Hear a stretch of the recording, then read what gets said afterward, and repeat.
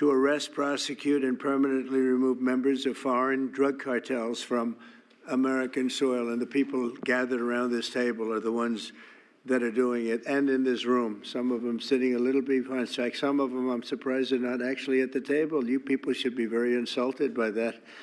But you've done a great job back there. On my first day in office earlier this year, I signed an executive order to officially designate the drug cartels and savage transnational gangs as foreign terrorist organizations. It was my honor to do so. And on that same day, I also signed an order directing the creation of the Homeland Security Task Force to bring together all federal, state, and local partners to achieve the national policy goal of eliminating the cartel presence in America once and for all. And the results are, and it's early, and the results are spectacular. Led by ICE and the FBI, this task force includes the Department of Justice, the Department of War, DHS, the intelligence community, ATF, the DEA, the U.S. Marshals, and the state and local agencies in every part of our country. Other than that, we don't include too many people. That's a hell of a group, isn't it, huh? When you think of it? That's not a group you want against you, certainly not at one time. In addition to the task force members, we're pleased to be joined by representatives of law enforcement at every level, the highest level, actually, but every level, including National President of the Fraternal Order of Police, Patrick Yos. Where's Patrick? Patrick, thank you, Patrick. Thank you for the endorsement, too. That really hit it off. I would have gotten 98% anyway, but it was still good to have your endorsement. Thank you, Patrick. I don't forget those things. President of the National Sheriff's Association, Chris West. Chris? Thank you, Chris, very much. Great, good job. Major Cities Chief Association Executive Director Laura Cooper. Laura, thank you, Laura, very much. Major County Sheriffs of America Executive Director Megan Noland. Megan, thank you. Thank you very much. And President of the National Border Patrol Council, my friend, and a very good speaker, by the way. Whenever he gets up and speaks, I say, that guy can really speak. I don't know. I don't want him to run for office. I want him to stay where he is. Paul Perez. Paul. Thank you, Paul. Where is Paul? Hi, Paul. What are you doing over there, Paul? Good job. Good speaker you are, though, Paul. I mean it, too. You've made some incredible speeches, and all from the heart, too, right? Some great ones. Today, you'll hear details from my national security and homeland security teams about the extraordinary historic achievements of this new Homeland Security Task Force since it became fully operational last month in all 50 states. The job they're doing. What we inherited from this past administration is like disgraceful. In a matter of weeks, the task force has made the largest number of arrests of cartel leaders, operatives, and gang members in American history, more than 3,000 and counting. That includes members of the ultra-violent New Generation Cartel, the Sinaloa Cartel, the LNFM Cartel, MS-13 Cartel, and you know MS-13, the gang, and Tren de Aragua, another beauty. That's a group of real garbage we have to deal with, that we shouldn't have to deal with. These are, in addition to the massive numbers of dangerous criminals my administration arrested nationwide since January 20th, numbering over 120,000. It's a record, and 120,000 criminal arrests. Thank you very much.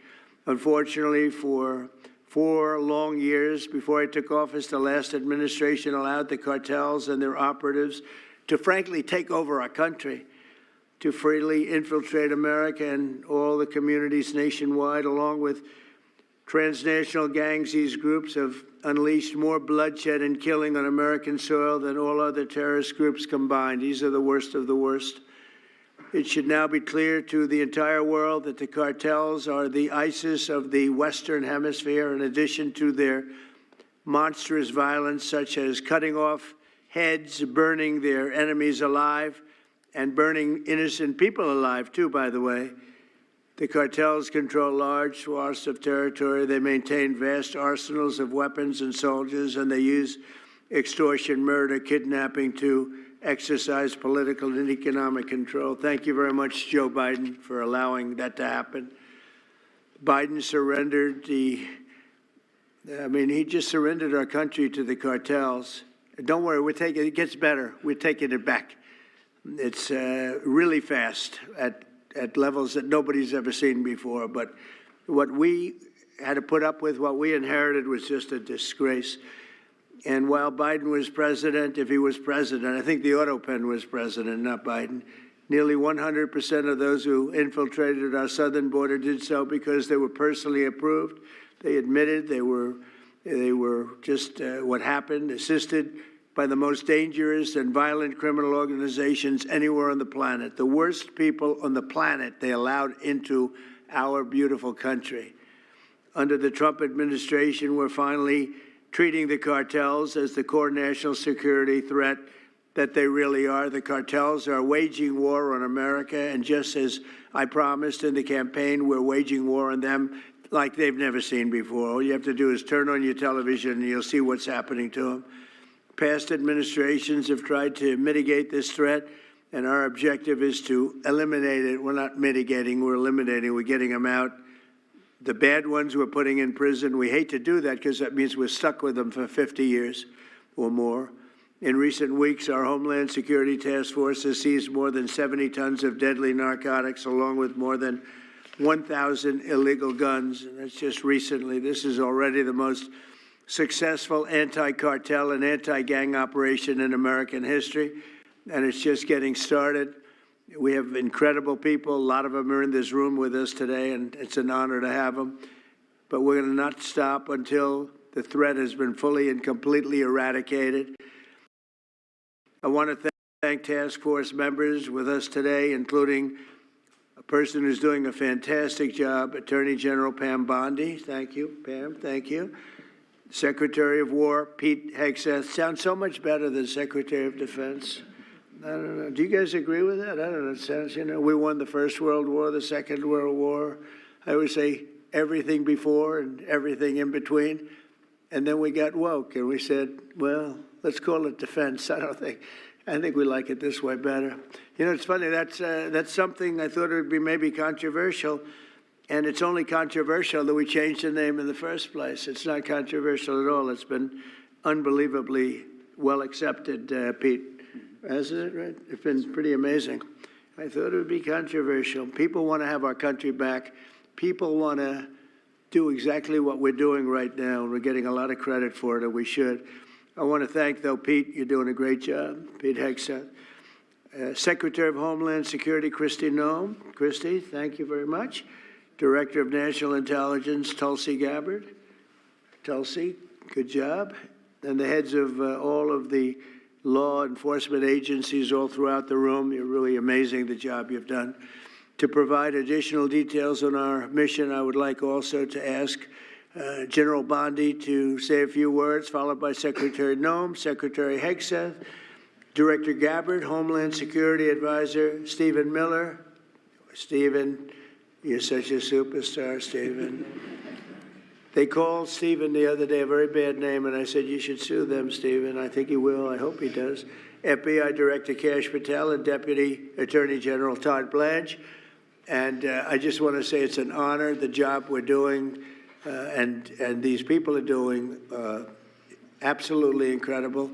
I'll just add a couple of things. In Memphis, as you know, where the numbers are down in half already, and it's only been about 2 weeks. You're doing a fantastic job there. Thank you.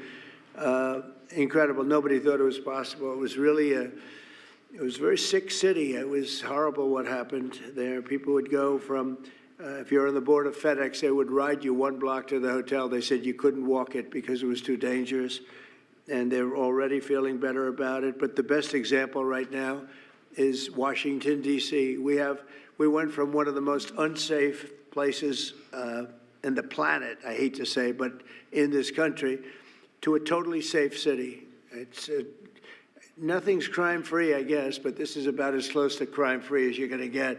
And you guys have done an incredible job with that. Every one of you have worked so hard on this one, and it's our nation's capital. And people would go to the nation. They'd go from, I always say, Iowa, Indiana. They'd go from Florida. They'd come up. They want to see the monument. I want to see the Lincoln Memorial. I want to see one of the monuments, any one of them, and they'd go home in a coffin, but not anymore. It's not happening anymore. We haven't had that happen in a long time. It was averaging more than one a week, one person a week. Who would think that's possible?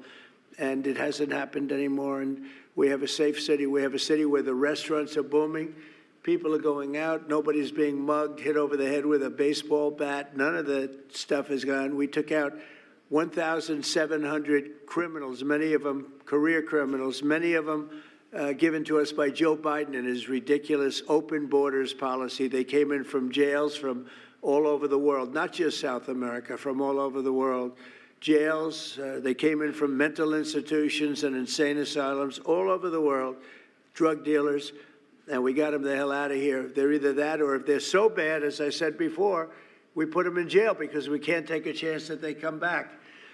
But I want to just say that Washington, D.C.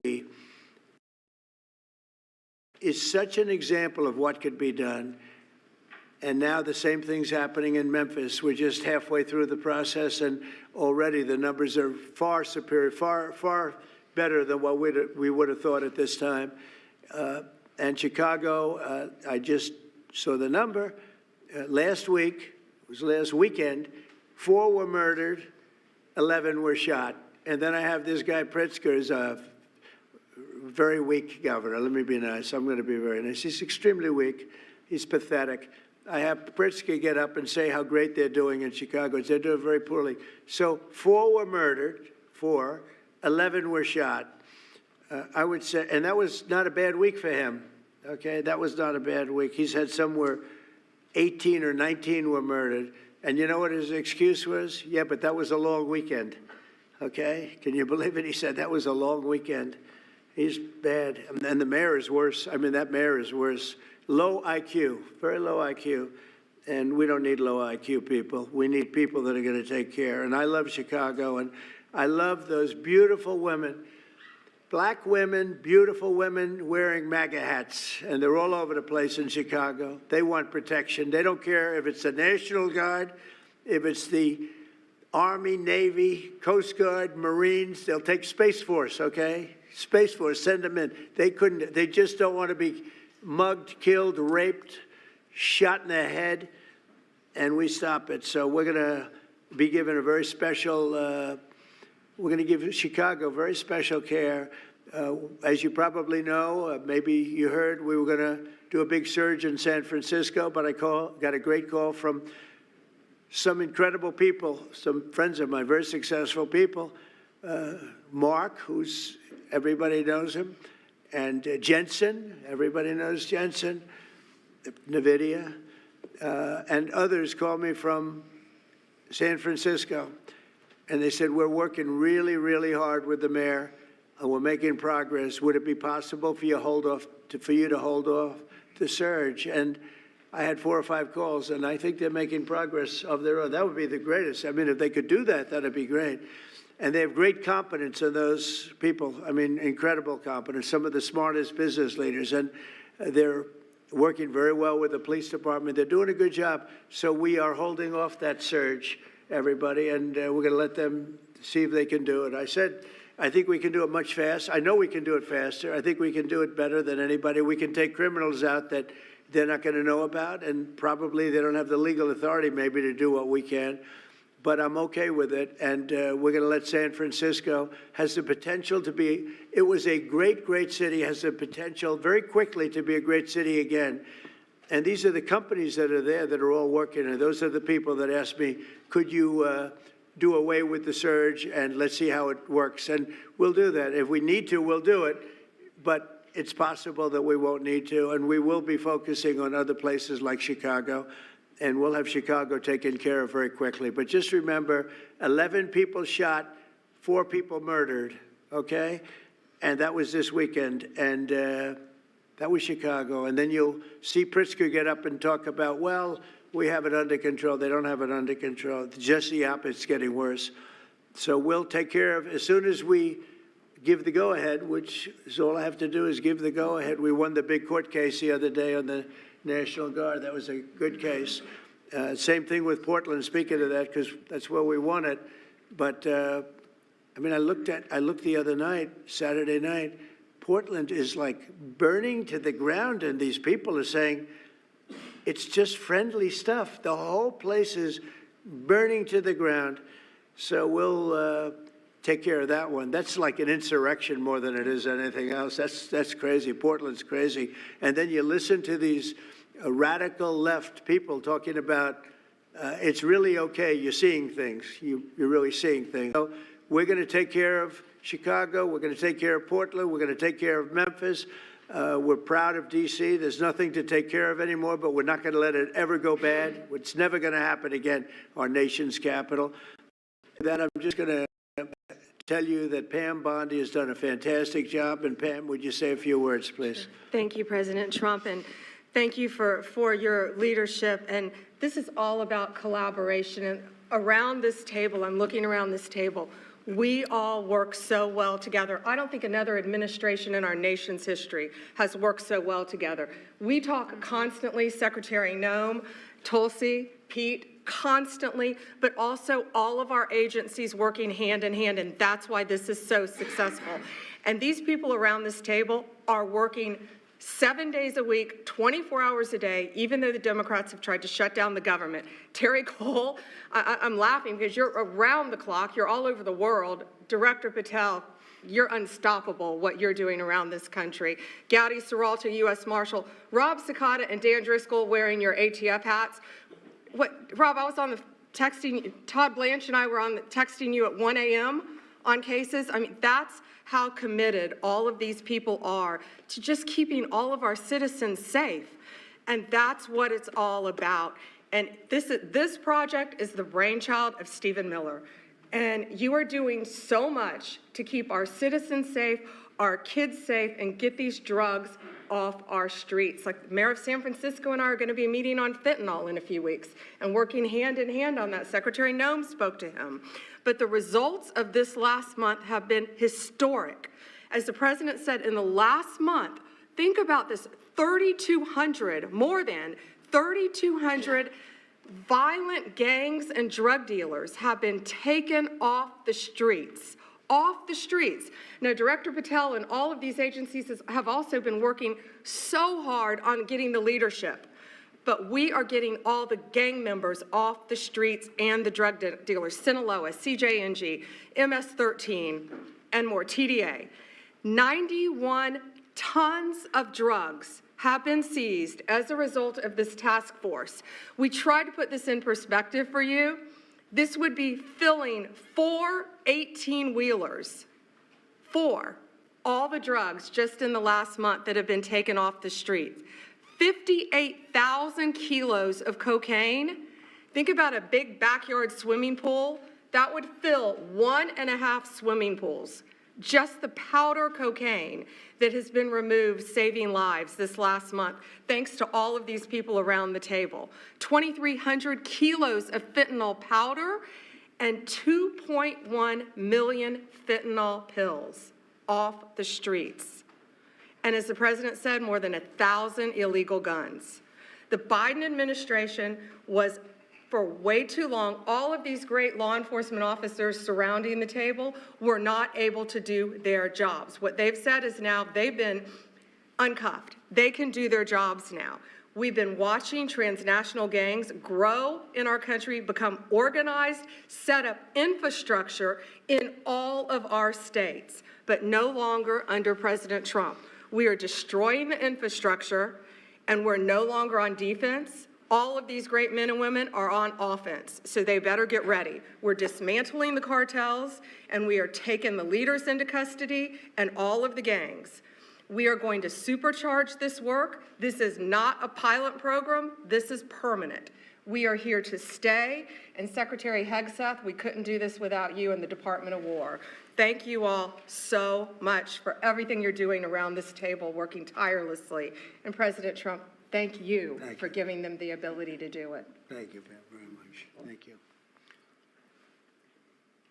Mr. President, since the year 2000, we have lost over 1 million Americans to drugs, to overdoses, to these cartels, that have proliferated that kind of a disease on our people and have gone to war with our next generation of Americans. When you signed the executive order that was protecting the American people from invasion, what you did is that you took these cartels and gangs that we've known for decades and you declared them to be what they really are, and that's terrorists. You declared war on them, and you didn't say we were just going to fight them. You said we were going to destroy them. And everybody around this table is so honored to be here to work with you to destroy these terrorists that have been killing Americans for years and getting rich off of it. I'm so proud of the work that was done just in the September surge. You referenced that earlier. We had over 400 operations that went down in those first 43 days of the Homeland Security Task Force in operations that brought, as Pam referenced, 3,200 terrorists to justice, got them off the streets. Sir, we also have had over precursors and chemicals that were brought in. We've had the work at the southern border. We've got Border Patrol here at the table with you. Fentanyl has been cut down by 50% coming into this country over our borders. We've continued to work not just nationally, but internationally and on our maritime borders as well. The ICE agents that have so much violence against them and threats against them, sir, they get up every day ready to work with this task force to be able to keep people safe. And then we've got Coast Guard, who's been doing just a ton of our incredible interdictions out on the seas and the waters in cooperation with operations that you've targeted in the Caribbean with the Department of War. And sir, I just want to thank you for the leadership you put at this table, for your cabinet member, Stephen Miller, putting things in place to make sure that what you did when you consolidated the Homeland Security Task Force, you took 1,000 other task forces that were already established in the federal government and you streamlined them into this room, into this group right here, so that we can look at each other in the face every day and say, what's our problem? How do we address it? How do we fix it?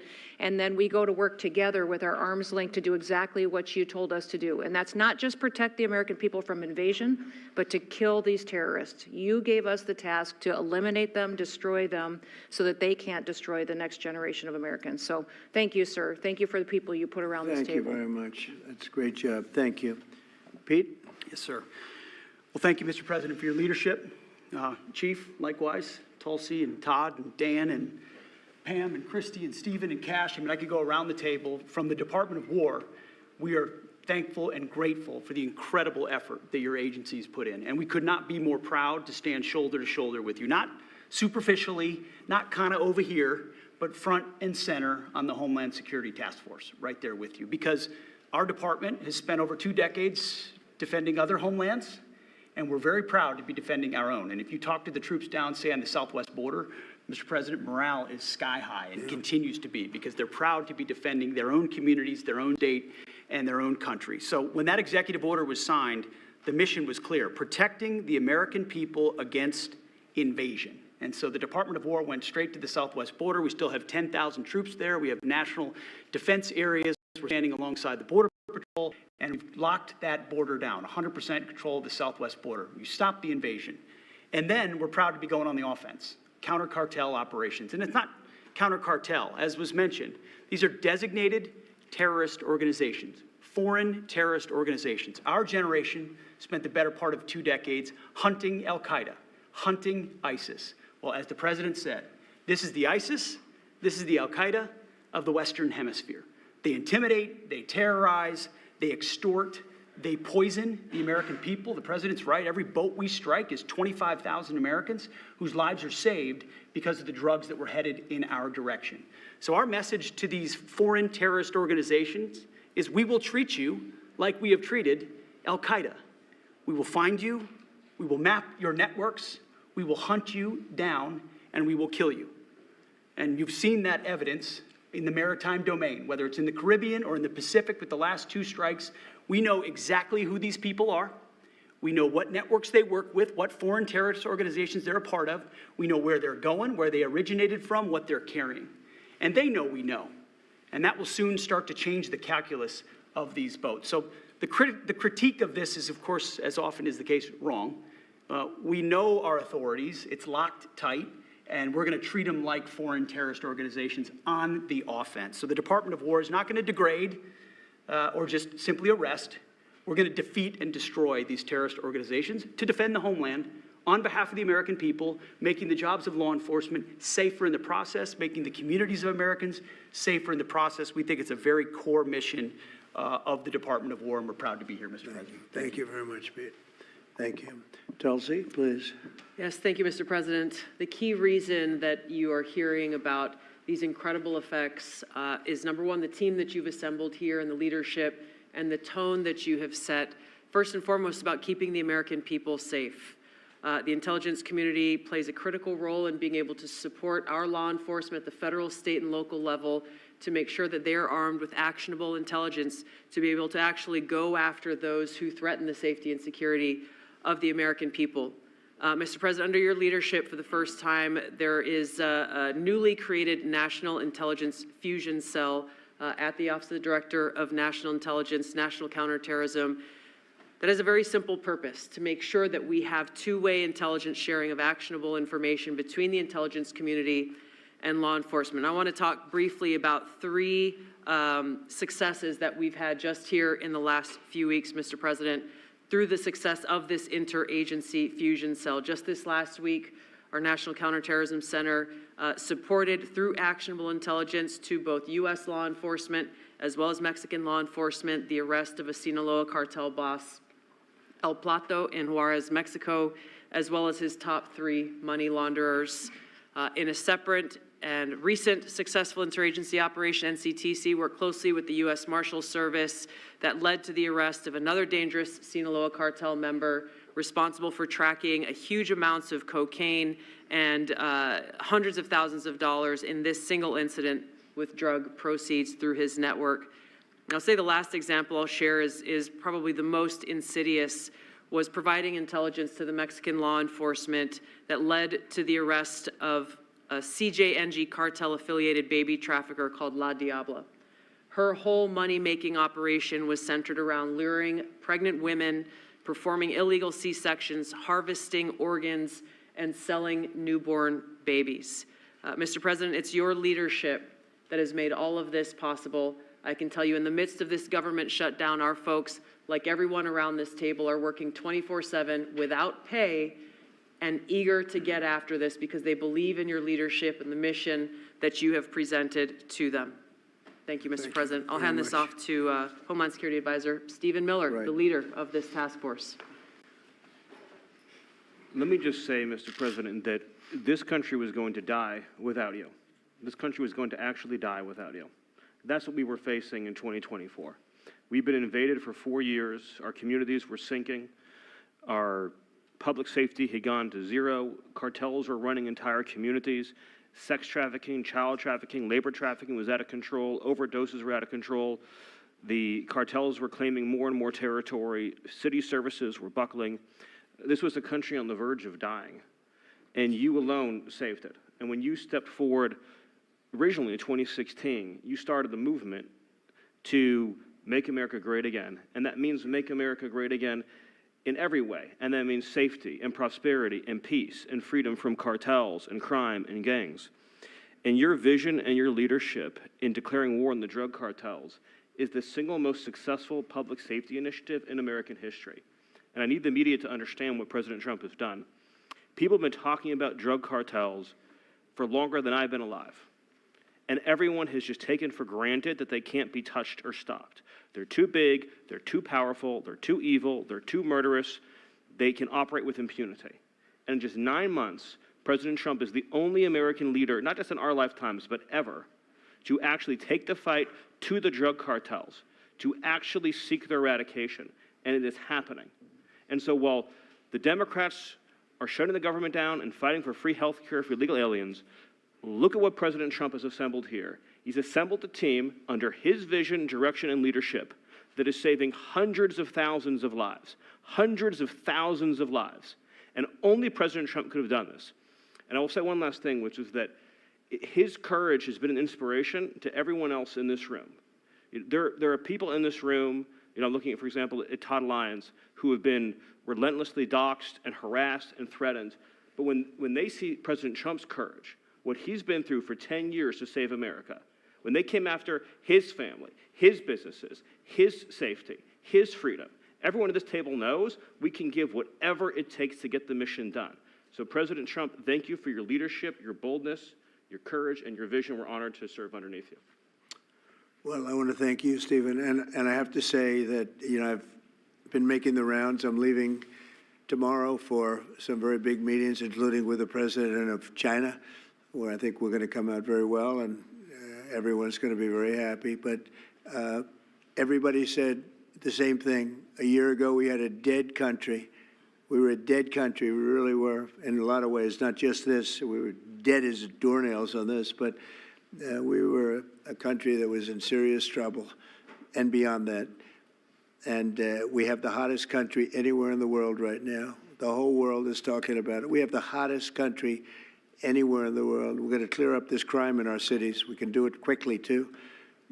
They showed how quickly we could do it in D.C. It was a real bad place. It was a real mess. Dirty, filthy, disgusting, graffiti all over the place, tents on every ounce of parks that we had. Just disgusting. And I rode around last weekend. I rode around the city. I felt very safe in that car, but, I would have done it without it. I wouldn't need that car so much anymore, I will tell you. But the place was clean. We've started that also, not only law and order, but the cleanliness is important. I think cleanliness is almost a part of law and order. If you see dirty, disgusting streets and potholes all over the place and railings falling down and graffiti all over the beautiful statuary marble columns, those gorgeous columns where they had graffiti, it's all gone. And I think it's a part of it. I really do. I think it's a big part of it. But we have a city that we can be proud of. We're going to be that way with every city we have. That's why with San Francisco, I wish them luck, but we could do it so much faster. I told the mayor, I love what you're doing. I respect it, and I respect the people that are doing it. They're the biggest people in the country. They're the biggest people in the world. A lot of the high tech. Some people like them, some people don't, but they're smart, and they want to do it. And I said, I am so honored to let you do it, and if it doesn't work out, we'll do it for you very quickly. But I just want to thank the people around this table are amazing. Cash, please go ahead. Mr. President, I'll just keep it short, but I think what the media should realize is the amount of courage it takes to do this. And you led that mission. You led it during your campaign, and you brought it to the American people. I think the media should focus on some of these numbers the Attorney General just riled off. Those aren't numbers, those are lives. Lives saved by the millions. Enough, enough fentanyl to kill over 200 million Americans, gone, evaporated, off our streets permanently. Your vision to safeguard American freedoms and our children and our future is the most courageous thing I've ever seen a president of the United States ever do. And your ability to marshal it out in 8 months, these statistics would have taken other administrations decades. And the partnership that you see around the table, I just want to, sum it up with the following. When I call these folks around the table, when I call our state and local law enforcement partners who have been absolutely critical to this mission, when Stephen Miller called me and said, we're going to create the Homeland Security Task Force, and the FBI and DHS are going to co-lead it, I said, absolutely. The country's been yearning for this and needing it. And the one thing I see different than any other administration is when I call these people, they pick up. I don't get a voicemail. When I make an ask, they answer, and the same is true. And so the FBI is playing a pivotal role in your administration in helping lead out this mission, and Stephen's vision has finally come to life. And instead of attacking the people at this table, maybe the media should go out there and talk to the lives that have been saved forever and the communities that have been safeguarded, because it takes courage to do that. It takes courage to implement that plan, and it takes a president and President Trump to put a leadership team like this together. We are actual friends, and I know the media doesn't want to call us that, but we do that. We do hang out. We do work together. It's a 24/7, 365 mission that doesn't turn off, Mr. President, and as Stephen said, we're inspired by your leadership, and this country's thankful for the months, and I can't wait to see what the next 4 years looks like. Thank you very much. Thanks, Cash. Great job. Todd, please. Thank you, Mr. President. The number that I think matters, over 3,266 terrorists have been taken off the streets in 2 months. And for each of those arrests, there's anywhere from between 4 to 20 law enforcement agents, federal, state, and local, executing those arrests. And that means every one of them are putting their lives on the line to make these arrests, to make our communities safer. And so what I will say to them is thank you, but also what I will say to them is that to the extent that there are politicians, as recently as today, suggesting they are doing something wrong. We have governors, district attorneys, mayors, and even congresswomen suggesting that our federal law enforcement and the state and local law enforcement that are helping them are doing something wrong. That is disgusting and something that we will not tolerate. That every day Attorney General Bondi and I talk with all of our partners, making sure that they know that if any one of our federal agents, our state or local agents working under the HSTF banner are even touched by any of these terrorists or rioters, they will be prosecuted to the fullest extent of the law. When politicians aid these terrorists by trying to give them comfort or protection or suggesting that somehow our men and women are doing the wrong thing, same problem. We will not tolerate it, Mr. President. So thank you to all of our state and local men and women that are helping us and our federal law enforcement officers that are literally putting their lives on the line every single day. We will always protect you. Thank you, Mr. President. Thank you very much, Todd. A really good job you're doing, too. Thank you. Any questions maybe pertaining? Mr. President. How about pertaining to this for a little while? And whoa. Would you have any questions of these incredible people? Mr. President. Mr. President. Yeah, go ahead, please. Go ahead. Mr. President, thank you. Mr. President, thank you. Good to see you. If I could just ask both of you, including Secretary Hegseth, there's reporting the U.S. just sent B-1 bombers near Venezuela to ramp up some military pressure there. Is that accurate, and can you tell us more about that mission? No, it's not accurate. No, it's false. But we're not happy with Venezuela for a lot of reasons, drugs being one of them, but also they've been sending their prisoners into our country for years under the Biden administration. Not anymore. We have a closed border. We had actually nobody for the last 4 months, I guess 5 months. They say they report nothing. They report zero. I don't know if that can be possible, but we'll accept it, right, fellas?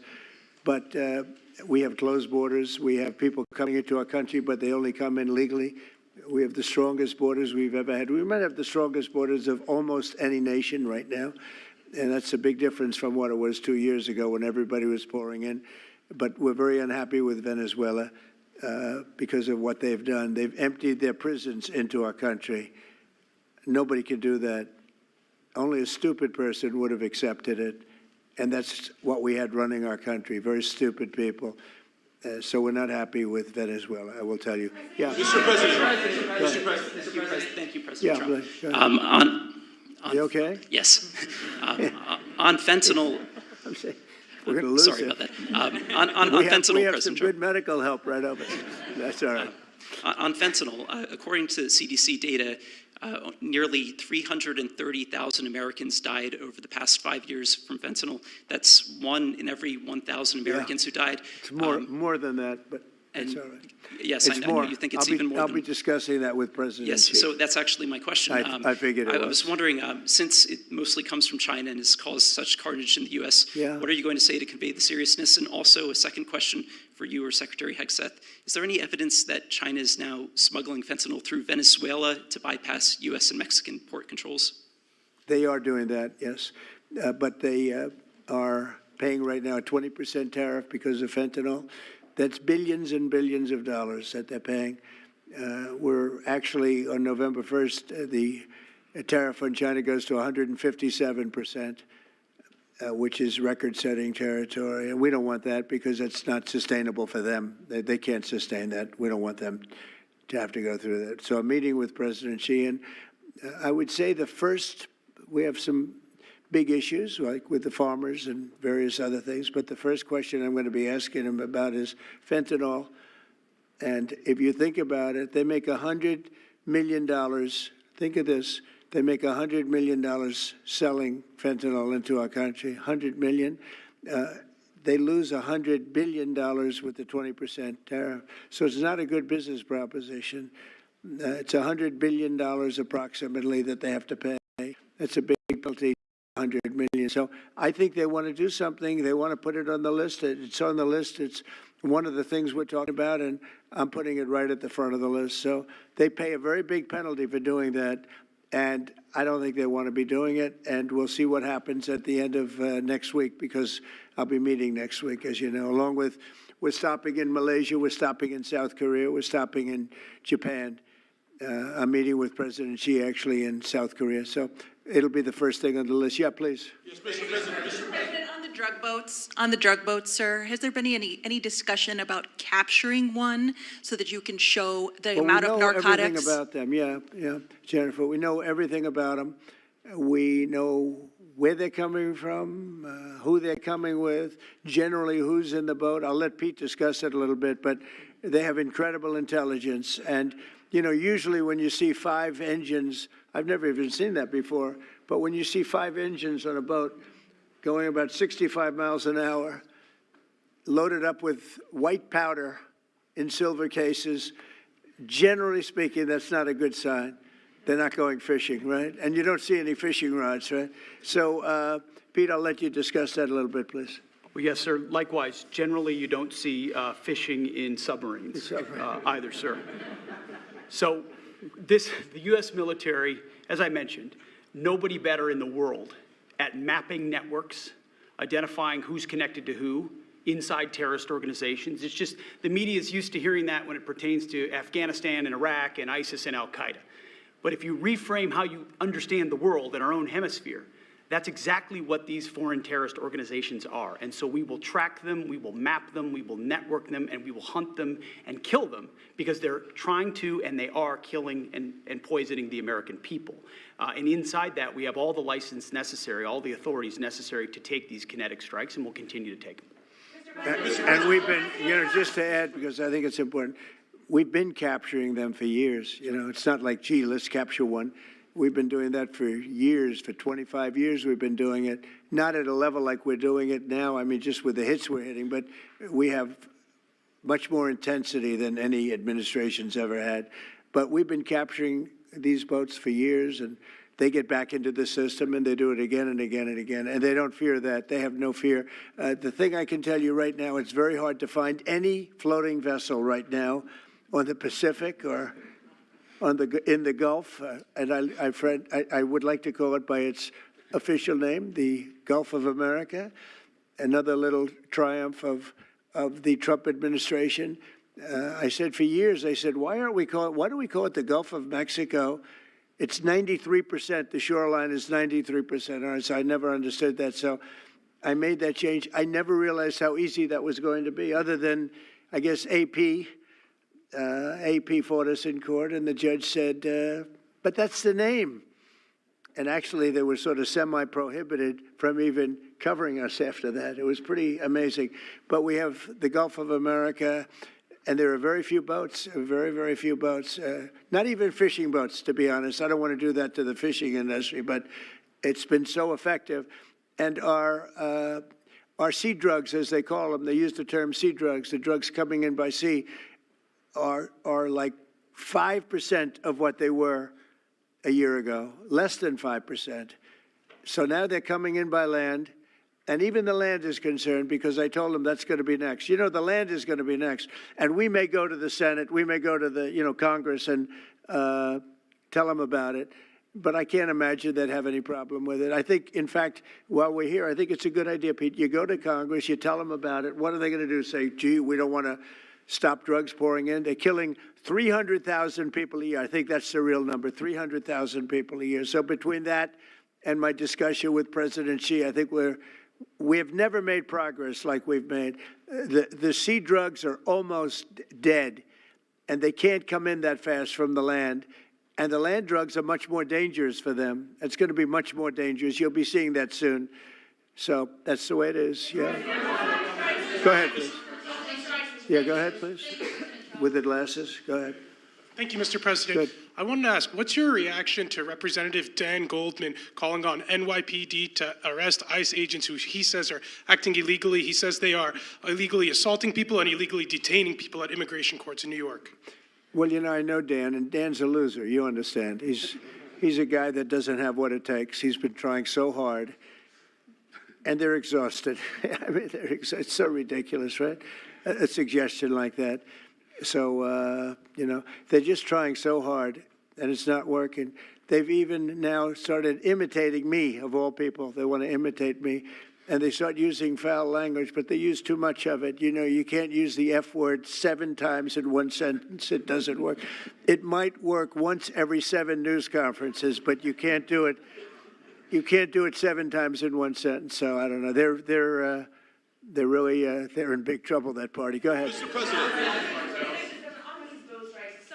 Some alleged smugglers have survived some of these recent strikes and been sent back to their home country. If they're terrorists, why not just arrest and detain them? Go ahead. 2 points on that. First, when I served in Iraq in 2005 and 2006, we used to, in sort of a gallows humor way, talk about the Iraqi catch and release program, the reality that we would catch a lot of people, hand them over, and then they would be recycled back through and we'd have to recapture them or attack them again. And that's why changing the dynamic and actually taking kinetic strikes on these boats ought change the psychology of these foreign terrorist organizations. To those 2 that survived the shot on the semi-submersible, think again, compared to Iraq and Afghanistan, the vast majority of people that we captured on the battlefield, we handed over to the home country. Did we always like how it shaped out? Sometimes we did, sometimes we did not. But 99% would go to the Afghan authorities or the Iraqi authorities. So in this case, those 2, they were treated by American medics and handed immediately over to their countries where they came from, hopefully to face prosecution, which is a very standard way of handling something like this. And you'll do that with future survivors, anyone else who survived? We've got protocol of how we'll handle it. Not that guy. He's so hopeless. Go ahead. Go ahead. Yesterday, there was a vote at the Knesset on annexing the West Bank. Do you see it as a challenge to your peace efforts? Could you say that louder, please? Yes, yesterday there was a vote at the Knesset in Israel on annexing the West Bank. Do you see it as a challenge to your peace efforts? Will you answer that, please? Because I cannot understand the words you're saying. Where are you from? Where are you from? You're from France. Beautiful accent, but we can't understand what you're saying. Huh? She said a vote at the Knesset on the West Bank. The West Bank is, don't worry about the West Bank. Israel's not going to do anything with the West Bank, okay? Don't worry about it. Is that your question? They're not going to do anything with the West Bank. Don't worry about it. Israel's doing very well. They're not going to do anything with it. Yeah, please. Mr. President. Thank you, President Trump. Are there any safeguards in place to protect Americans from fentanyl and cartels when you leave office in 2028? Any protocols that could be put in place in case a future administration comes in that wants open borders? And I also have a question for the Secretary of War as well after your answer. Well, the biggest thing we can do is make sure they don't come in, because open borders,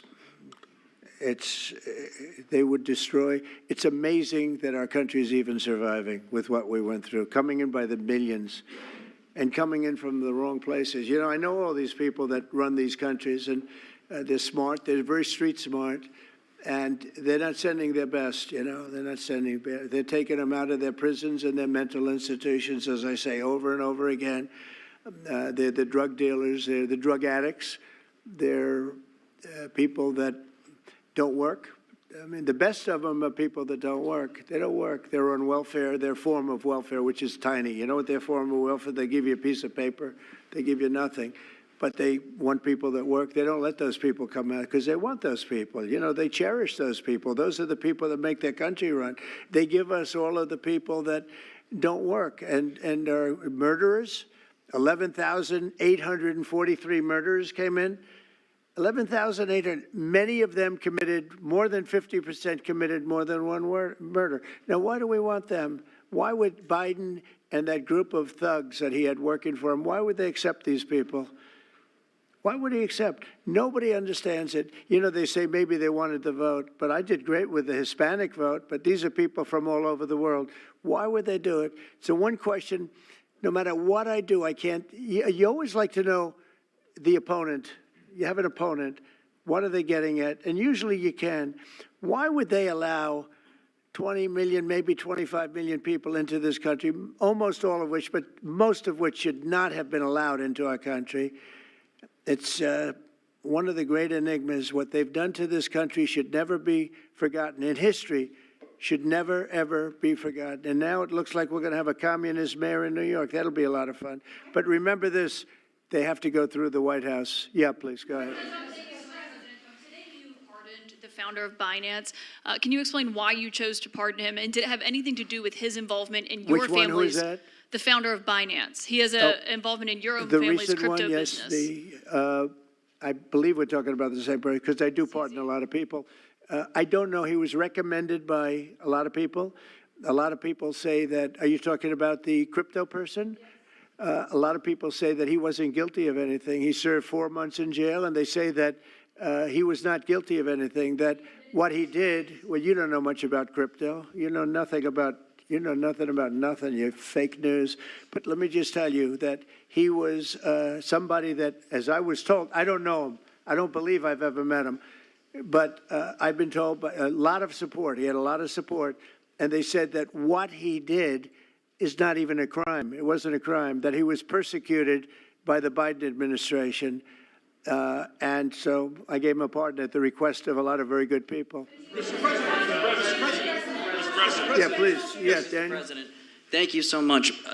This is the kind of question I like. Yeah, right here. the numbers from this task force are jaw-dropping.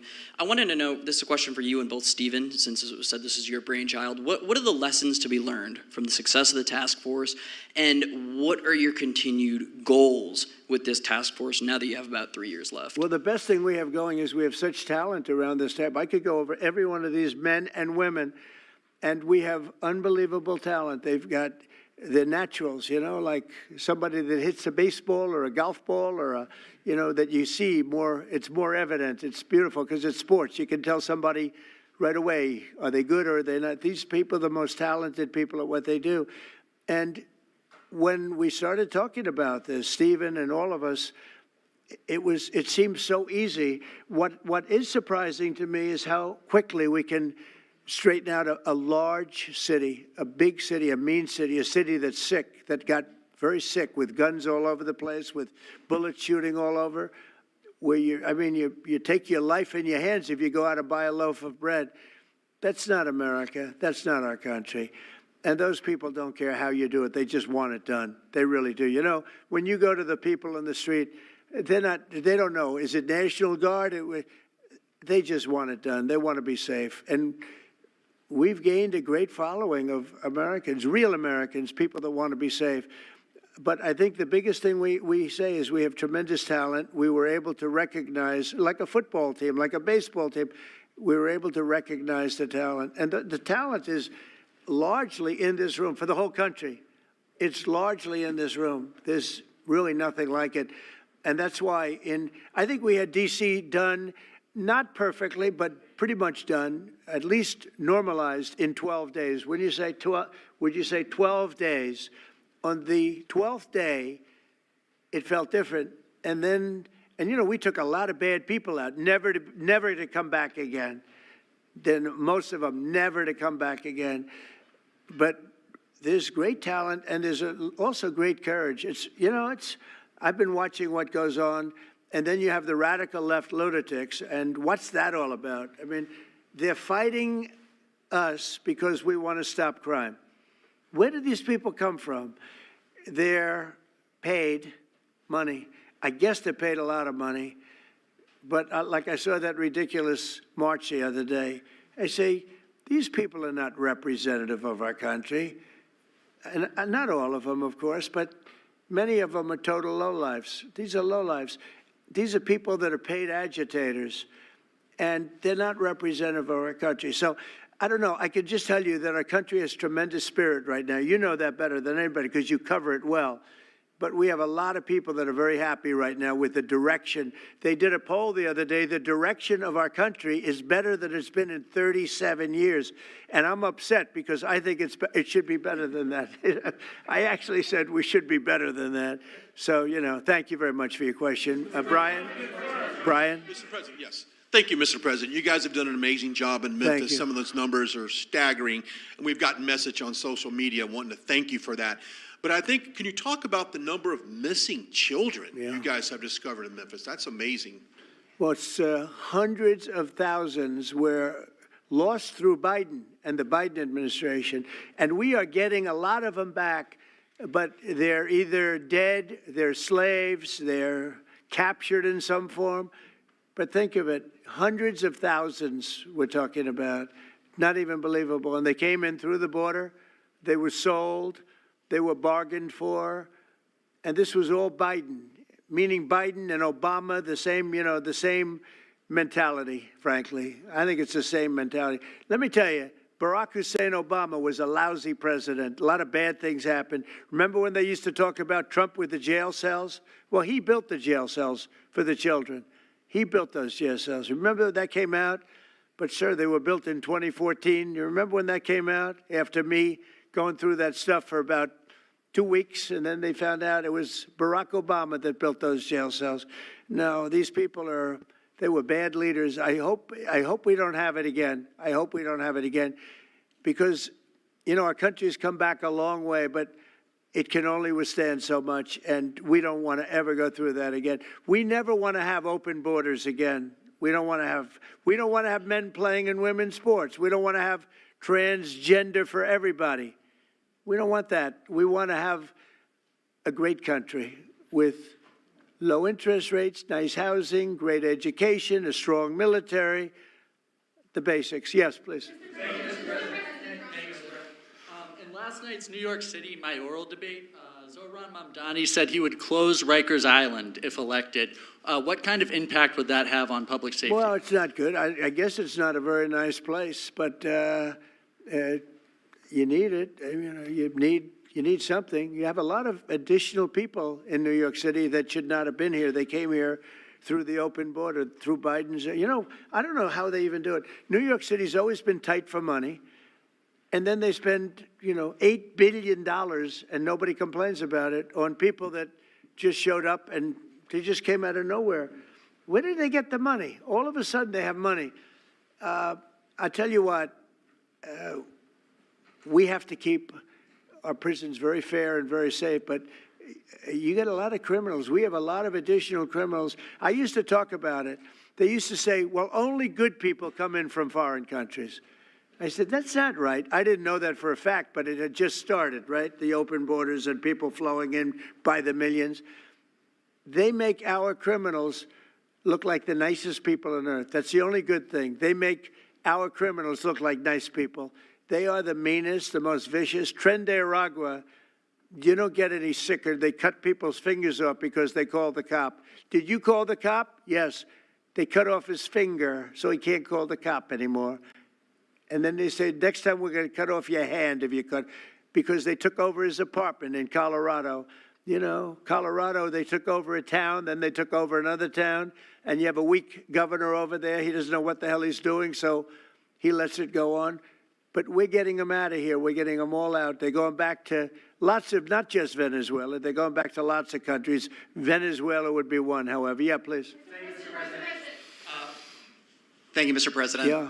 A moment ago, you said that if Secretary Hegseth went to Congress and briefed them on the operations No, we against will these, go, I said. You will go. And We it will would go. be We're difficult gonna for them to go. object. I don't see any loss in going. No reason not to. They'll always complain, oh, we should have gone. So we're going to definitely, I'd like to just tell you, let's go.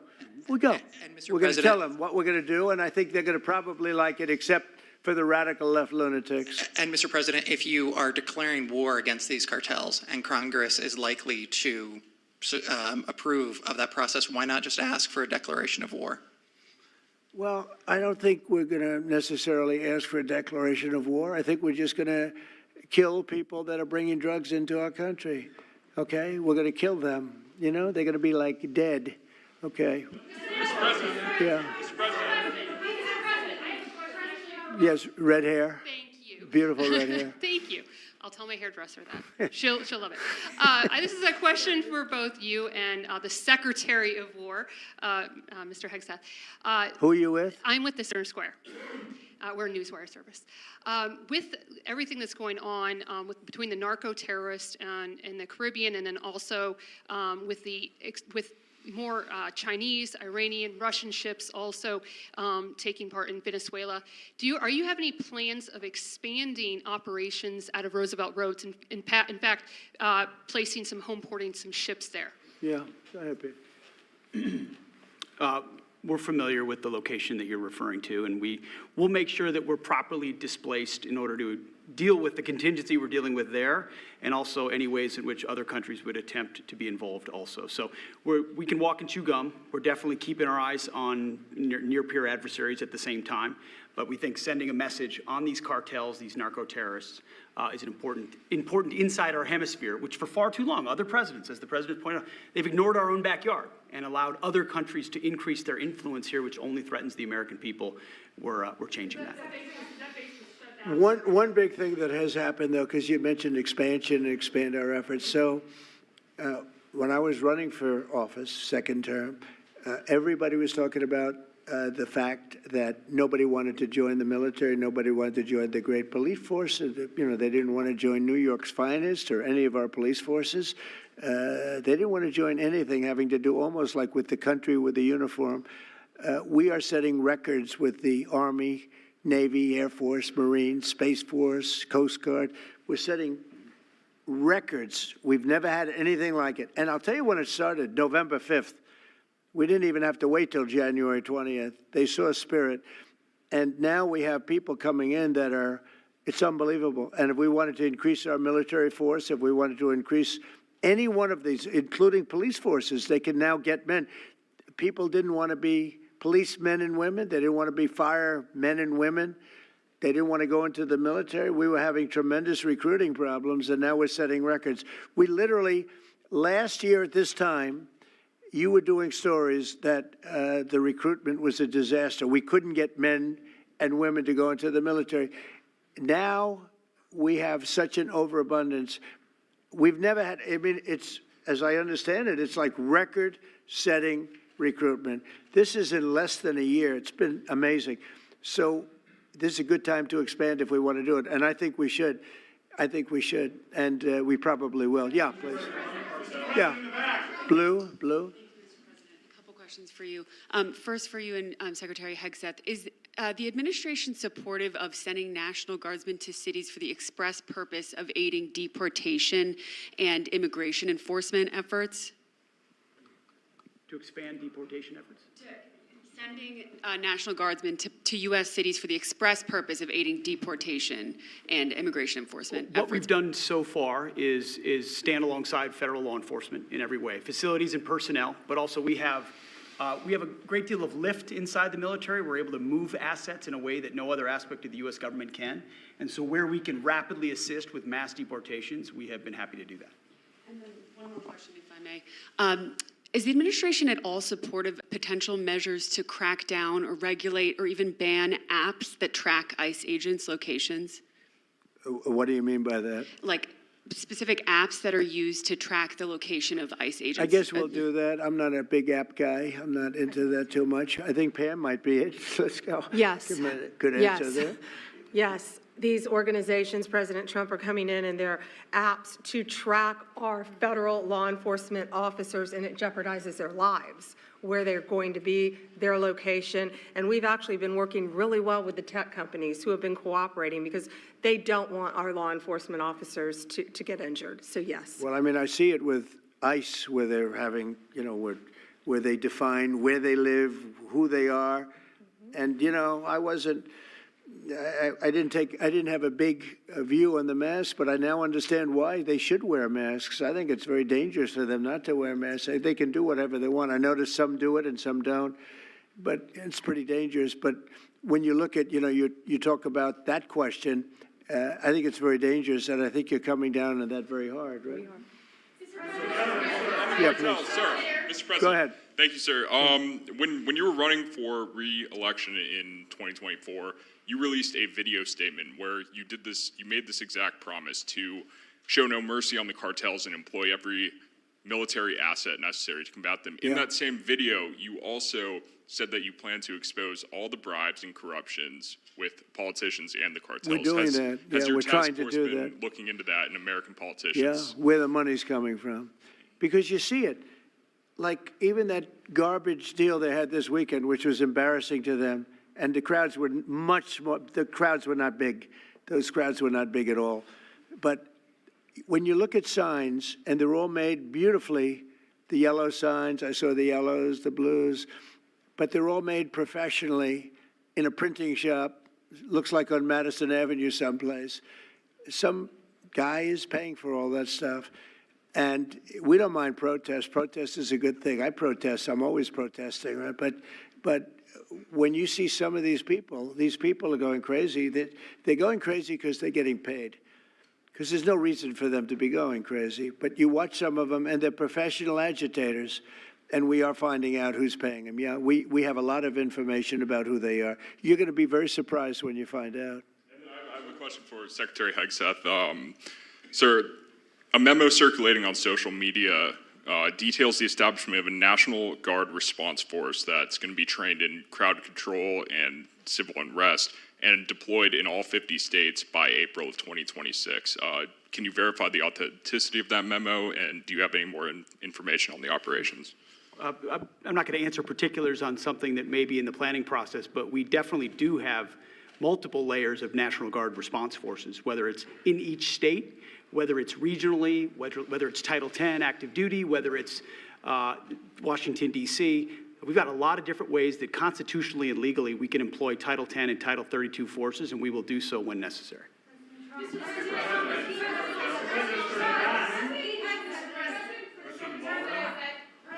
you. President Putin basically said today that Russia is immune from U.S. sanctions. He said that it would not impact the Russian economy in any serious way. Is he Good. wrong? I'm glad he feels that way. That's good. I'll let you know about it in 6 months from now. Okay, let's see how it all works out. Yeah, go ahead, please, Blue. One about the shutdown. I'm Taylor Poplars with Spectrum News. The same day you established this task force back on January 20th was the same day you pardoned the January 6th defendants. Yeah, very proud of that. Yeah. Just last weekend, one of them was charged with allegedly threatening to kill House Minority Leader Hakeem Jeffries. And a big theme of this task force has been allowing law enforcement to do their job and holding accountable people who go after law enforcement. Do you worry that your actions back on day one undermine what this task force is trying to accomplish? No, you have thousands of people that we're dealing with, and if one goes haywire, look at what this guy in Virginia said, where he wanted to kill his opponent. He's going to kill his opponent. He's going to kill his opponent's children and I think wife, and he continues to run. And the Democrats continue. He's running for Attorney General in Virginia. Look what he said. So now, do you think all Democrats should be prohibited from living anymore? I mean, think of what he said. He's going to kill his opponent, and he's going to kill the children of his opponent, and I think the wife. I said, this guy's sick. That is a sick guy. And how do you vote for somebody like that? But I don't view that every Democrat would say that, because not every Democrat would say that. So you can't, you could have one person, but I don't know of the incident. I can say we're very proud of what we did. We had the courage to do something that should have been done. The problem, sometimes the Republicans are too nice. They're a very nice party. The Democrats play a much dirtier fight. It's amazing. You go after dirty cops like Comey, and you go after, these are dirty cops. Letitia James is a dirty cop. You go after these people, and they say how horrible you are, and yet I got indicted 5 times and impeached twice. Nobody says anything about that. They say, they actually said the other day, he's trying to indict somebody. Got indicted 4 or 5 times, Todd, maybe more than that. Yeah, I think you could say 87 times if you really think about it, right? With the charges, a bunch of phony guys, but nobody says anything about that. But they mentioned it the other way. No, the Democrats play a very dirty game. It's all they're good at. They're good at a couple of things: cheating on elections and playing very dirty. And they have one good trait: they stick together. They stick together. They stick together through the worst policies that anybody's ever seen. It's unbelievable how they stick together. And I respect them for sticking together, but it's a dead party because their policies are no good. Okay. Brian, we'll do a few more and we'll go home. Wonderful. Everybody's going to go home. I'm going back to the Oval Office, however. Speaking of Democrats, there's a report that there's a grand jury on Adam Schiff for apparent mortgage fraud. If he is indicted, should he step down as a U.S. Senator? Well, I'm not going to comment on that. I would just say Adam Schiff is one of the lowest forms of scum I've ever dealt with in politics. He's a horrible human being. very dishonest person. I have no idea what's going on. You tell me that he's going to be indicted. I don't know. You could ask Pam. I don't know if she could say it. Probably you are allowed to say it, but I wouldn't know about that. I can only tell you he's a very bad, I think he's actually a sick person. Do you want to talk about that? We're not going to comment on any grand jury that's open. We can't legally. I don't know. By the way, I hope it's true, but I don't know anything about it. Yeah, please. Oh, millions of dollars, yeah. Well, I also give, I give a lot of money to the White House. The White House is, as you know, I give my salary, and I usually like to steer it to the White House because this house was a little bit abandoned. First of all, for 4 years, you had a guy walking around that didn't know where the hell he was. And this house was not taken care of the way it was supposed to be. I take very good care of property. I was very good at that.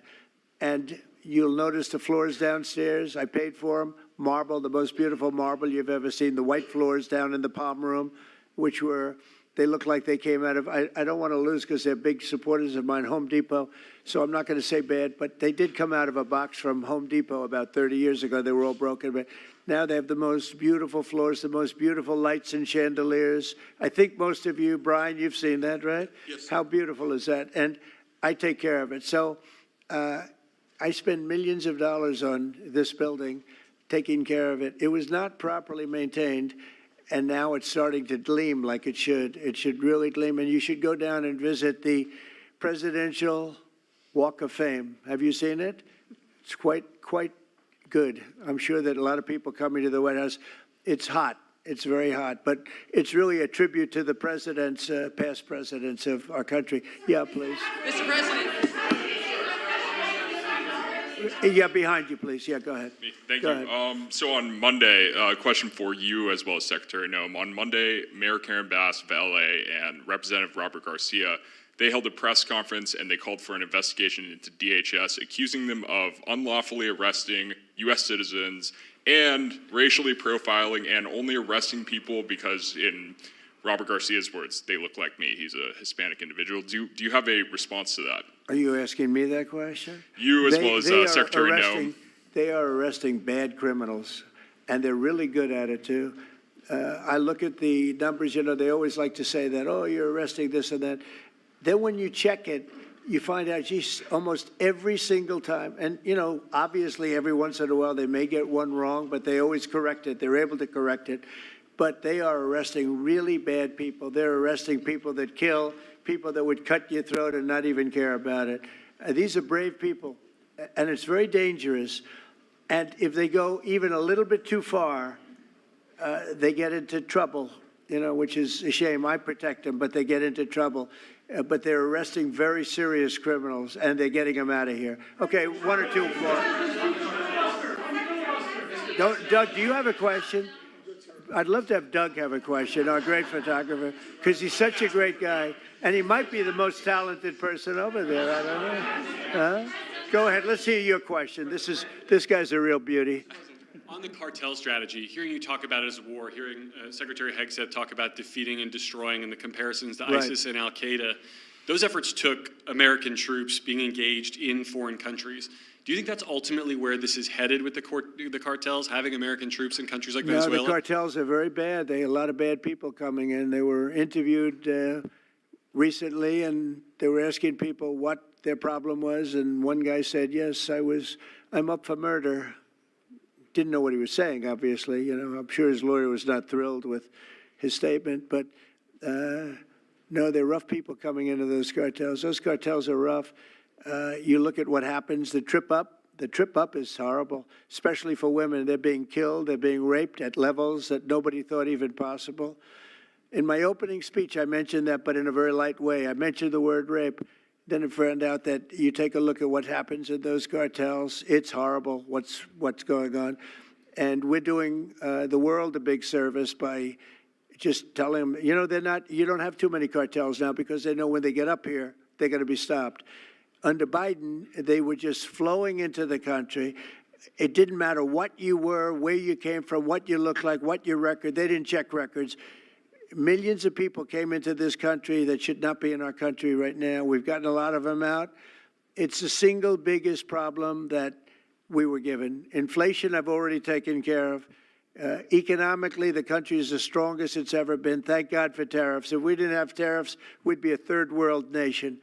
But thank God for tariffs. We're the richest nation in the world now because of tariffs. And we're able to economically protect ourselves, and we're able to really protect ourselves from a national security, situation. But we have cartels that, somebody came up with the word cartel. I won't tell you who that person was, but you got a lot of bad people in the cartels. And you could look at a country like Mexico, and I really respect the president. I really respect a lot of the people over there, but a lot of the leadership. But they are in fear in their own country because those cartels are running those countries, okay? And that includes Colombia. Colombia is a drug den. It's a drug den, and it has been for a long time. You got a lousy leader over there right now, bad guy, a thug. But they make cocaine at levels that we've never seen before, and they sell it back into this, and they're not going to get away with it much longer. We're not going to put up with it much longer. Colombia is very bad. Mexico is run by the cartels. I have great respect for the president, a woman that I think is a tremendous woman. She's a very brave woman. But Mexico is run by the cartels, and we have to defend ourselves from that. Go ahead. Let's go with you. Go ahead. Let's listen to this, Beauty. Do you expect a resolution on the government shutdown by the time you return from your trip to Asia? Do I expect to have it resolved by the time I return? I don't know. I said long ago we shouldn't have been in this problem. This was September 28th. It came due in Biden's regime, and before the election, September 28th, and they pushed it off into the future. And I was running when they did that. And when you're running, but I did say, what the hell are they doing? That and debt ceiling. They also pushed the debt ceiling past the election date. So that would mean the next president has it. But I did say that I think the Democrats have gone totally crazy. And you don't know what they're going to do because they don't care about the people. I really think they have no leadership. They have a lot of very low IQ people. Jasmine Crockett is a low IQ person. A lot of them are. I don't want to insult too many of them, but a lot of them are. They have no rudder. I don't think they know what they're doing right now. They've never done this before. They always agreed to go and, called an extension. Let's do an extension and talk. Even today, look at what happened today. They don't want to pay the people that have worked. And, this was supposed to be this was a test. And they wouldn't pay the people that have been working. They said, no, we don't want to pay them. This is all the Democrats. Now, all we need is 5 Democrats. And I know a lot of Democrats that are saying they're more than 5. Probably not that many more than 5, but they're more than 5. And all we need is like 5 Democrat votes so we open our country again. Sad, though, we have the greatest economy in our history. We have the highest stock market. All these things are rocking. We will have, by the end of my first year, more than $20 trillion of investment. The all-time record is $3 trillion. I think it's China. We're going to have $20 or $21 trillion. We've never had anything like it coming in because of tariffs. The money pouring into our country, the plants that are opening, AI, automobiles, everything. And the Democrats want to close our country.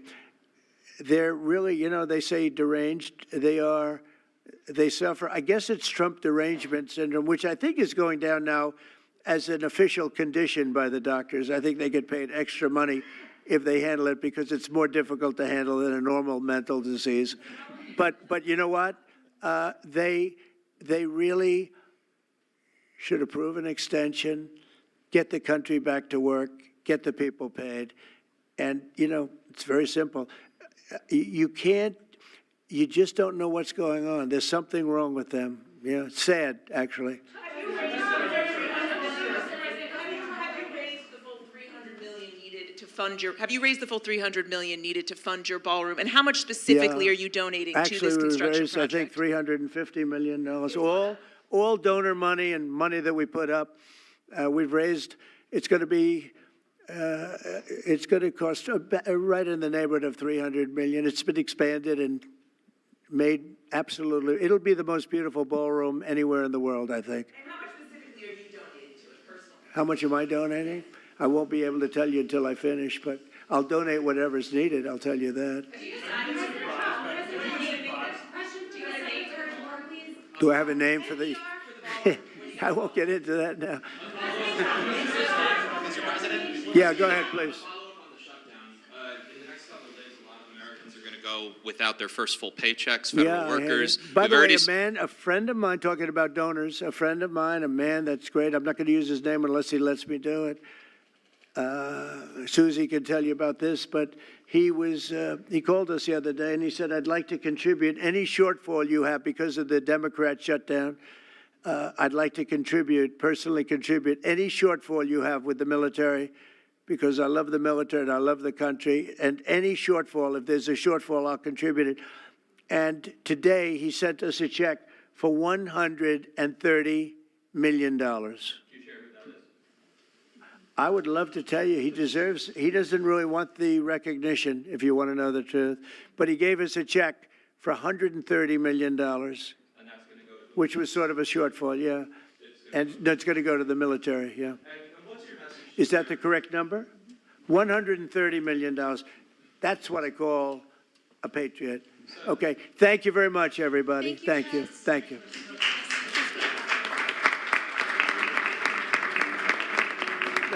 Another day.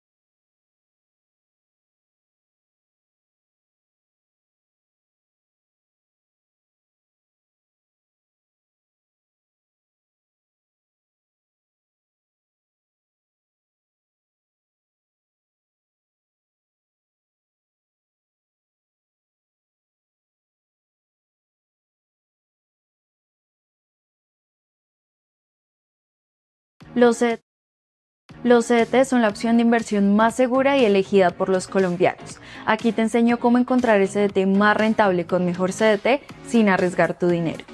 Ingresa a mejorcdt.com. Allí vas a poner el valor que quieres consultar. Después verás diferentes bancos y cuánto ofrecen en rentabilidad cada uno. Escoges el banco más rentable, confirmas tu número de celular con un código de seguridad. Completado el registro y firma electrónica, transfieres directamente al banco que escogiste. Puede ser por PC o por transferencia bancaria. Nunca tocamos tu dinero.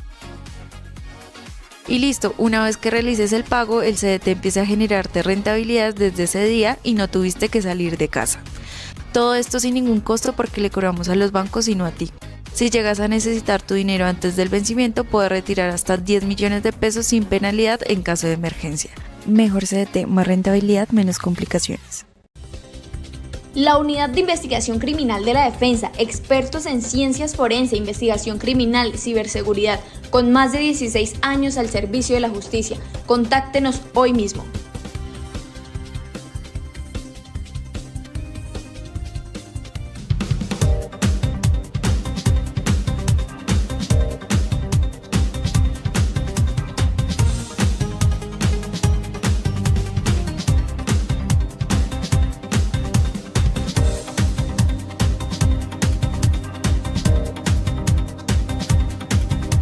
Después de la vida, la libertad es lo más preciado que un ser humano puede abrazar. En Consorcio de Abogados Especializados entendemos que cada batalla es un camino hacia la verdad y que proteger tu libertad es honrar tu esencia. Con más de 24 años guiando a quienes confían en nosotros, tejemos una defensa que resuena con integridad y justicia. Tu libertad, nuestro compromiso.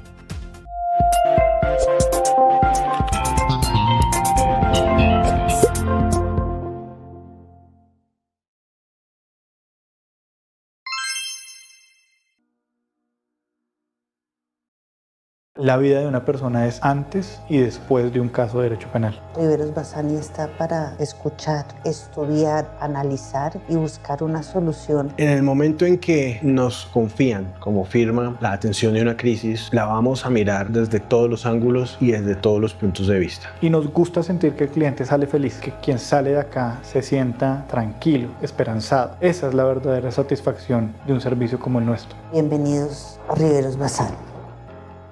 Somos un equipo de abogados a su servicio. Aseguramos conocimiento, experiencia, confianza. Somos la alternativa a sus necesidades. Su caso, nuestra prioridad. Usted, su familia y su empresa encontrarán asistencia, asesoría y representación calificada. Jesús Yepes Abogados. Un equipo a su servicio dentro y fuera de Colombia. Puede contactarnos en jesusyepesabogados.com o en nuestra línea 601-712-7711 o en el WhatsApp 316-328-3382. Cuando asumo un proceso, no solo lo tomo como un reto, sino como una auténtica batalla. Acompañado de este equipo ganador, estoy dispuesto a darlo todo por tu defensa. El verdadero abogado litigante reúne los conocimientos de un sabio y, por supuesto, la firmeza del gladiador. No estás solo. Pipe Caballero y su equipo están contigo. Se litiga en el estrado y se defiende donde toque. Andrés Felipe Caballero Sierra, tu abogado litigante. Nuestro corazón impulsa la innovación sin límites con mentes brillantes que solucionan los desafíos energéticos. Es el corazón de Colombia que nos impulsa, que nos llena de orgullo, que lidera con pasión la transición energética. Grupo Ecopetrol, el corazón que impulsa Colombia. Recuerden que en el Centro de Educación y Especialistas Forenses estamos realizando webinars gratuitos cada semana. Se pueden registrar en el número de WhatsApp 318-712-8534. Los esperamos.